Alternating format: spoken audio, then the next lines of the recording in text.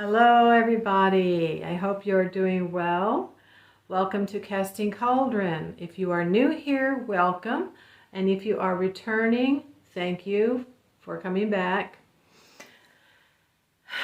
My name is Sabrina and I am an occultist. I'm a shamanic witch. We do a lot of things, sometimes called a hedge witch, a kitchen witch, an astral traveler, a spellcaster, and a medium. Now, if you've been following me lately, I've been receiving a lot of messages from a spirit that I have been working with. Excuse me, I can only see these hairs when I turn on the ring light.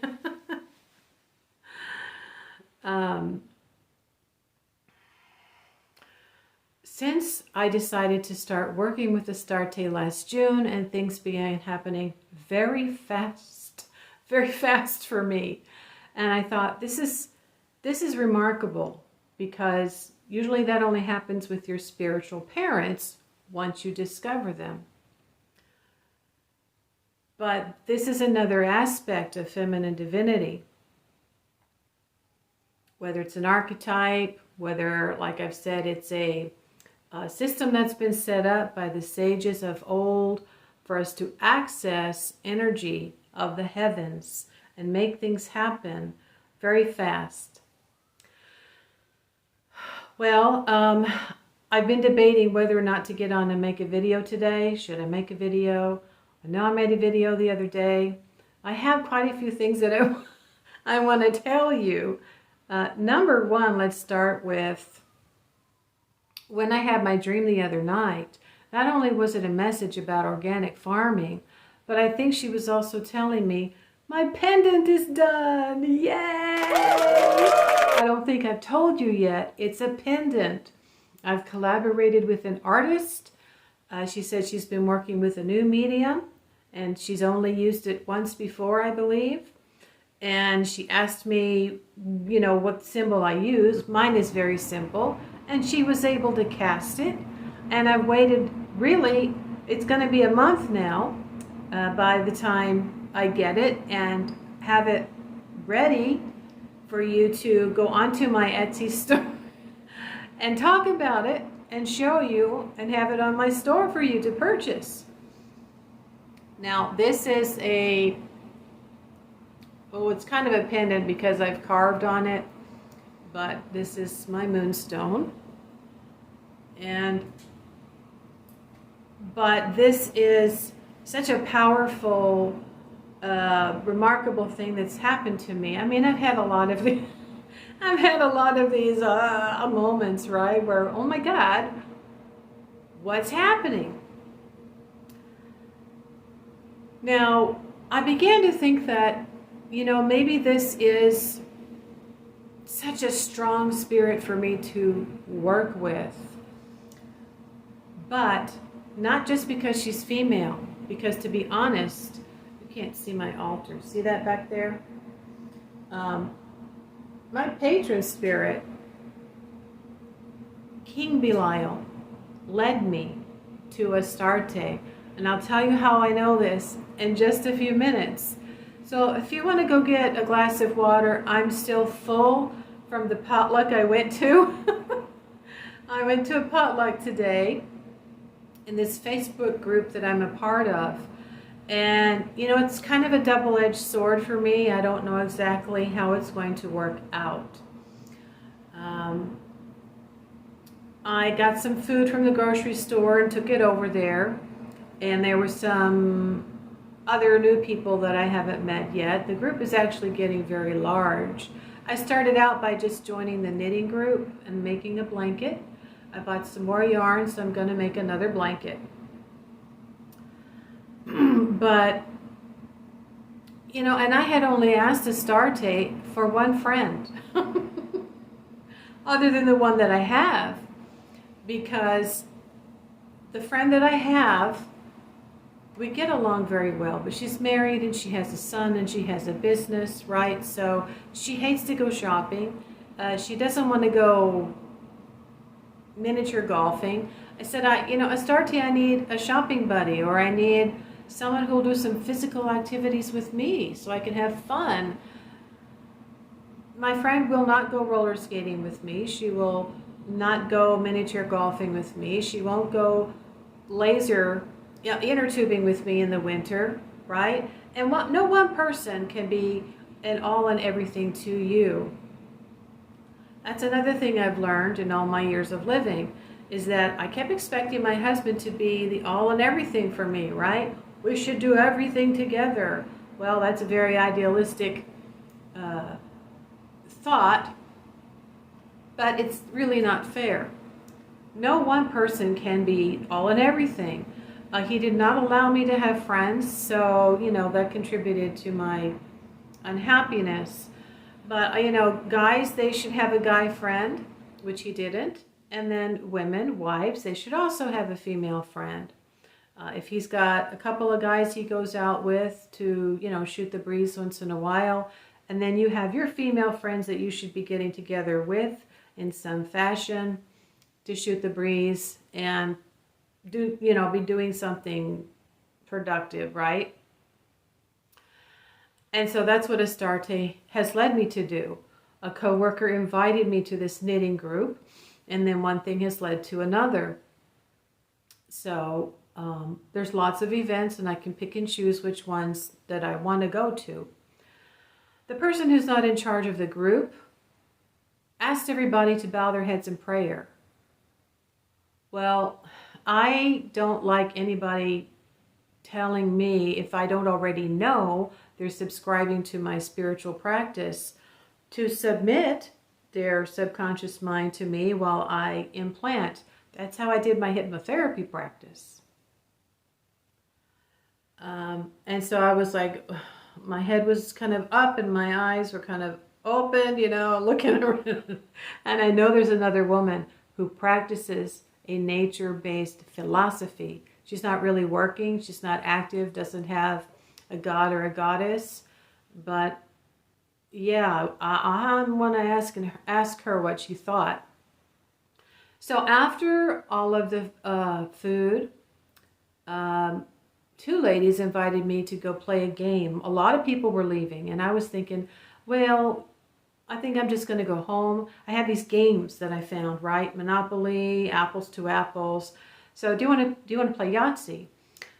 Now, one thing that happens when you start conditioning your mind and believing in your energy and asking for what you want is that you can make things happen. Now, when my children were little and we started going out to have fun, we went roller skating, and they'd have these big dice. And then wherever you would land, they'd play music and you'd have to stop, and then they would roll the dice and you could win a coupon for a free roller skates or a free night roller skating, right? Free admission. And I wanted it. And I had already experienced some things happening, and so I concentrated on our number. If we landed on 5 on the wall, I'd concentrate on 5 and it came up and we won. And every place that we landed, the 2 or 3 times that we went, that number came up. And sometimes it would just, teeter and then roll and land on that number. You have to believe in yourself. And if anybody calls you crazy, well, hey, you can cry all the way to the bank, right? Because your number just came up. So eventually, after 3 or 4 free admissions, I thought, well, we've got enough coupons now. I still have some. We had so many we couldn't use them all. It gets old. Twice a month, it's a nice treat, and it's like, let's go do something else. So these things were coming to us. And I told my kids, we have to go out. We have to figure out a way to do something and have fun on the weekend. So I'm going to put the clip up where they could not believe my numbers were coming up, and they could see that I was going to win. And they kept asking me, have you played before? And I said, no, but it doesn't really matter. It's a silly game of chance. Wink, wink. Except that I kept saying my number, or whatever number I wanted to come up, right? Come on, come on, come on. 3, 6, whatever. And they said, well, you know, you've got all this and this and this now, plus you're going to get the bonus. You need like a Yahtzee or something else. I said, okay, Yahtzee. And I need 6s. And I mean, they came up and I got a Yahtzee. Not only that, after thinking about 6s, and this was after 40 minutes of playing, I was kind of getting into that, you know, trance state, and your energy starts to expand. 6s came up again after that, all 6s. She said, double Yahtzee, unbelievable. You sure you haven't played this game before? And I'm like, does it really matter? It's just a silly game of chance. Wink. And she was very, I don't know, kind of down on herself, right? Oh, you know, I'll never get it. I never get it. I said, come on, come on, come on. And I'd call for her number, and then she actually started calling for her number. It started coming up. So now they started talking about Christianity, hardcore. They've been in plays, and they were talking to the man at the table, and I'm on my phone, right, just scrolling and doing stuff, and I'm feeling worried, okay? It's not enough for me just to say that I'm Wiccan, which I'm not. I'm a witch-a. I'm an occultist. I'm a shamanic witch. You can't explain that. And at some point I'm going to have to tell them I'm Rosicrucian, I guess. And they're going to ask me, you know, what that is and what you believe and so forth, right? And I don't know what's going to happen, guys, you know. This group might be short-lived. I might just have to go back to the knitting group and forget all the other socializing events. I hope not. I'll try to be as honest as I can and tell them you've got to Google it. I don't have time to explain, you know, what it is that I practice and what I believe in. But, you know, if I have the opportunity to tell them that I include the goddess within my prayers at my altar, I don't just call to a lord, I also call to a lady. I don't just call to a god, I also call to a goddess. And I'll just leave it at that. Because the goddess has been absent. She's been removed from too many of these religious services and prayers. And women have literally been brainwashed to do that. They don't understand. They don't. It's not going to be easy for older women to understand that this is not healthy. It's just not. So, I've also discovered a farmer's market, so I'm going to be going there from May to September here in town, buying whatever I can from the local farmers that grow and not just organic at the grocery store. My daughter moved to Bellingham, Washington 3 years ago, or 3, because it's a sustainable community and they have organic farming, and she was having digestion problems and felt that she really needed to eat organic and become a vegetarian. So this is another way that hopefully I'll be able to be on the same page with my daughter when I get together with her again. So now, the pendant, I am going to insert a picture. I'm sure I'll be getting the instructions and the composition, but she has told me it's primarily nickel, I believe. And I'm incredibly excited to have it and show you next week, and then take the picture and the description and everything, and explain more to you about how I will be packaging it in a very simple way and how it will be coming to you. Okay, so if you don't understand about Astarte yet, she's either, like I said, an archetype or a particular astrological, magical working, psychological working system that was created by sages of old to make things happen very quickly and in a positive way. I've got friends, I've had people give me money. You know, my ex started showing up last year and he was giving me money. So I'm getting luck, love, and money. So, this is a byproduct of learning to work at your altar and learning to use your mind through meditation, affirmations, and then if you decide to call on a spirit. I have found it was necessary for me to really start calling on spirits because of our financial situation. I'm hearing a car. Okay. Now, I know that she corresponds to Taurus, and she corresponds to a high degree of Taurus.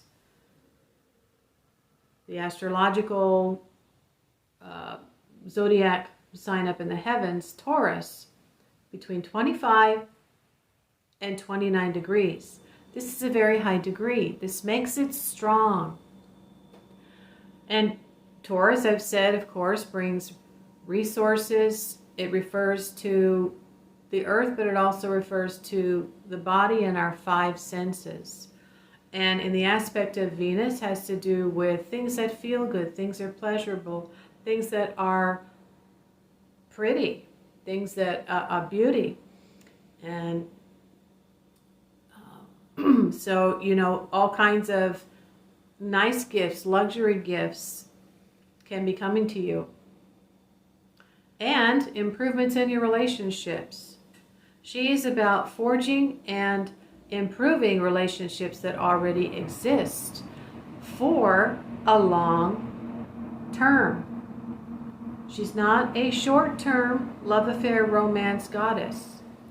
Now, Venus is not the marrying kind, but with the aspect of Capricorn and Jupiter there set up with all of her correspondences, it is. So if you want to learn more, you can go to my playlist and watch all the videos I've made since the solar eclipse on June 20th when I did my first working with her and what happened.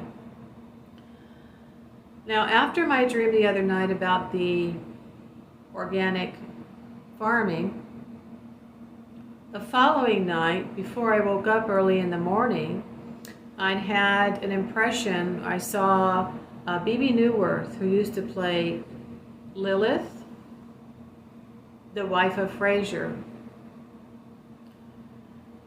And Frasier was there, but in my peripheral vision, and then I heard someone say Lilith, and shortly after I woke up, I really didn't think anything of it. Now, as I began to search on YouTube for more information about the dark moon, because I'm getting ready to sit down with you and perform a little ritual for working on the dark moon in Taurus to help you with luck, love, and money, okay? So if you don't need luck, love, and money, I guess you don't need to join me, but I'm planning on doing it when we have the dark moon because it falls in Taurus. We've got Taurus in the heavens right now. And this way you can really pull in that star energy corresponding to Astarte, because there will be no other energy interfering, no light on the moon, and the sun won't be visible because we'll be working at night. So I come across something called Black Moon Lilith. Now, this is another aha moment, because 6 months after I had moved in here, I don't know, 4 to 6 months, I had been working weekly with King Belial. And that started in May of 2020, after the pandemic hit. I had taken out my stepper, my exercise stepper, which is black, and I put out some 6-day vigil candles and thought I might offer a setting of lights for people who can't do that and wanted some type of spiritual assistance with healing or peace of mind. I didn't do that, but I ended up having a dream that I had an altar that was an arch and it was black.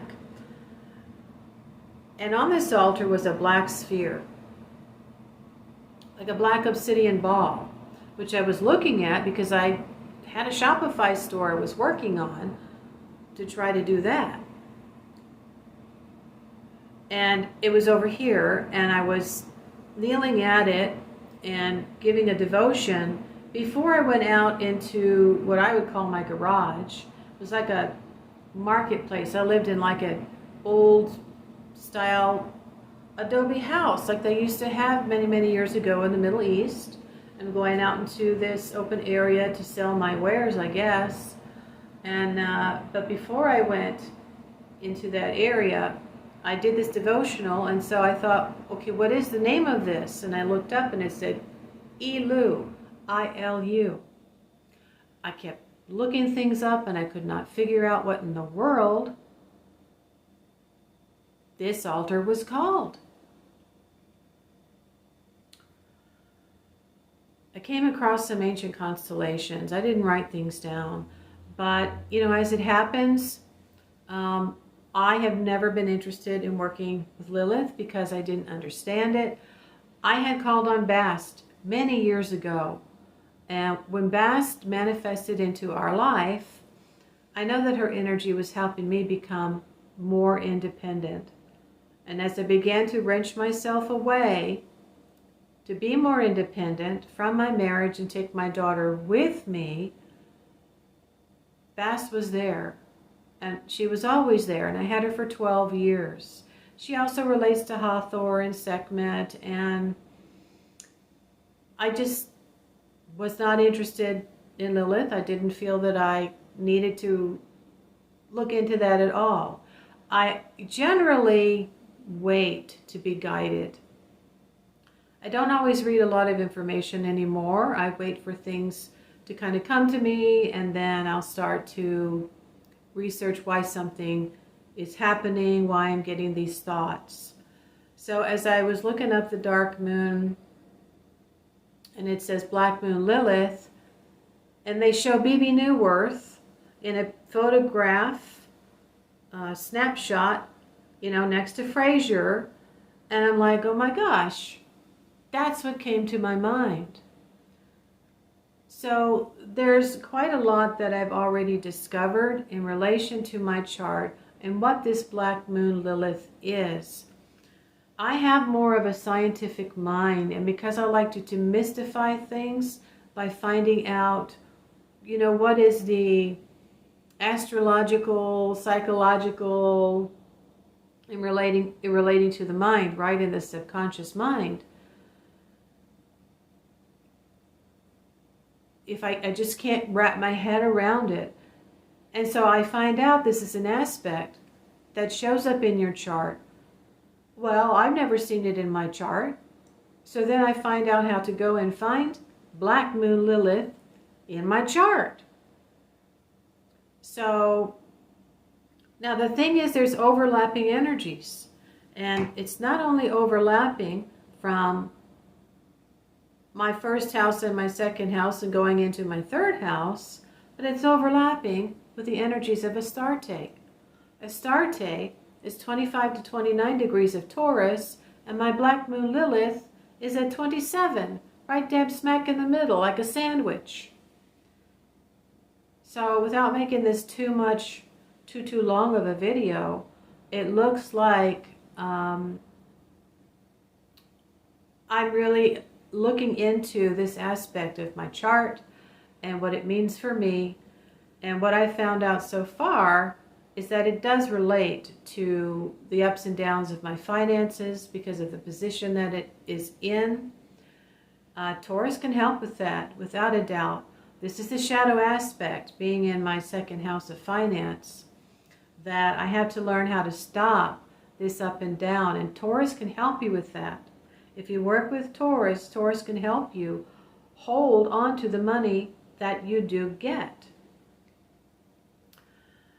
I believe that that started working with me as I was almost losing my home. And I engraved this and decided to work with the moon in Taurus as it's transiting in Taurus. And began to see that if I could just research and buy an older car and pay cash for it while I had the cash, that would really be beneficial for me, especially because of how the pandemic affected me financially. So if you're familiar with this, let me know. I'm not an astrologer. I look at it from time to time since I was about 19 years old. Now what I'm finding out is that it's actually the moon as it is orbiting around the earth, and it hits the farthest point away from earth. And mythology, I think, is maybe trying to explain what's happening in the heavens. This is the dark aspect. It's farther away from the earth. It's going to represent the hidden aspects of yourself in regards to whatever house that it falls in. It also had to do with me actually leaving in order to find my financial security, which was not really a concern for my husband at the time because he grew up in abject poverty, but I had not. And along with him wanting to go to Peru, it was time for me to learn how to, go out and stand on my own 2 feet again, but this time with the child. And because of all of the financial problems that we had been through, I had learned how to not only deal with the children, but how to learn how to go to work and pay all the bills for the house. At one point, he was gone. And it was a little bit too much, but I was doing it. And then when he was sending money, I had put us into a debt consolidation.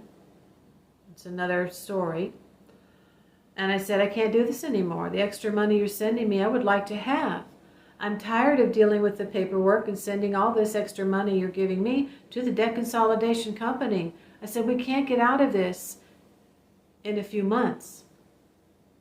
This is going to take 5 years or more. We can't do that.